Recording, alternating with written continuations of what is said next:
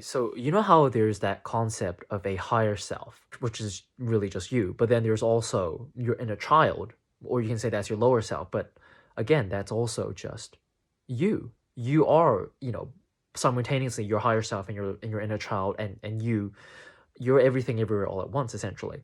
When you give yourself what you want, which is your inner child, not your egoic mind, but your inner child, your heart, when you give your inner child what it wants, the universe also, or your higher self, your angels, your guides, whatever, will give you what you want. It's all just a reflection of you. But if you neglect your inner child, right? Because you're out there hustling, grinding away, trying to like prove yourself, then the universe will give you circumstances and people in your reality, in this reality that reflects that reflects the level of neglect you have towards yourself, right? Because imagine you have a child at home that needs your attention and care, but you're out there trying to like hustle and make money, and your child is just like starving at home alone. Well, guess what? That child is you. So when you give yourself the care that you want and you genuinely need, the universe will give that to you. The more you pamper your child, the more your higher self pampers you. I mean, basically, it's just one big circle jerk with yourself. The more you get yourself off, the more you get yourself off. But how do you know what your inner child wants? How do you know how to care for it? Well, that's your intuition, actually. And your intuition is also your higher self. Again, it's all just this big circle jerk. But how do you get to your intuition? Well, if you're out there in your mind trying to hustle things and trying to like prove something, you're probably not listening to your heart. I mean, chances are the reason we do so much most of the times, that the reason we get so distracted by like social media and everything is because we're trying to escape our feelings. Now, a lot of times, of course, sometimes you genuinely are just there because it's fun, but I think a lot of times we use all of these vices to distract ourselves, to run away from our feelings. So if you actually allow yourself to feel your feelings with full acceptance, no judgment, and fully feel into it, which sometimes could take like an hour or two, especially if you've been running away from it for so long, like eventually you get to the state where you release everything, into this like cathartic state. You just feel so fucking zen and blissed out, and you're just here and now, and you're not in your mind all crazy and shit.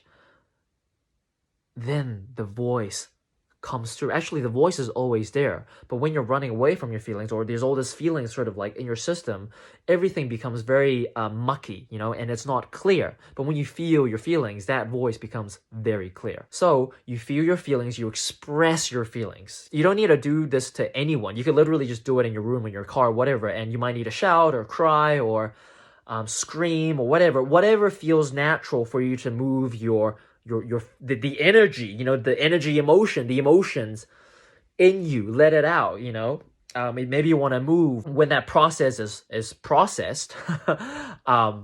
And ideally, you find appreciation for it as well, because ultimately, that's all we're here to do, is to experience and feel. Like, oh fuck, I went through this huge process of everything. Like, how great it is to feel so intensely, because you could be a robot, you could be a tree, and you don't feel as much as a human being can feel. So just being able to feel is actually such a good gift to be a fucking alive. Okay, as a nutshell of my overall philosophy of life.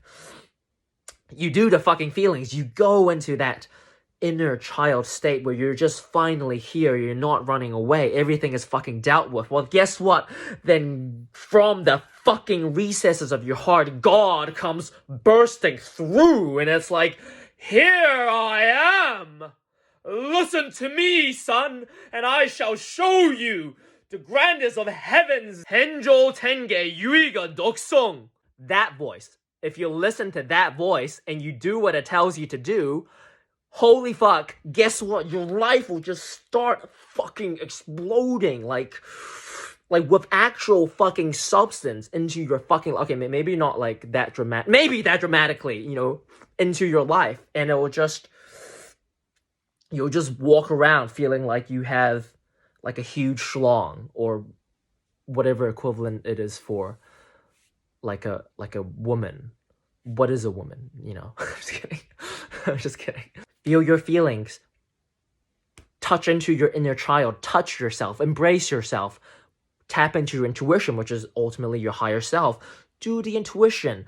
give the universe, give your inner child, give you what you need, then your life starts manifesting. This fucking reality, this 3D reality starts manifesting what you're already doing to yourself, because you are everything. You are the creator of this life, this reality. Everything comes from you. The world begins with you.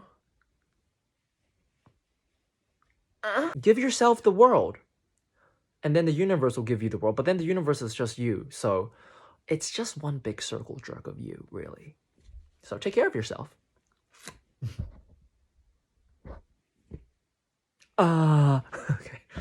天上天下唯我独尊。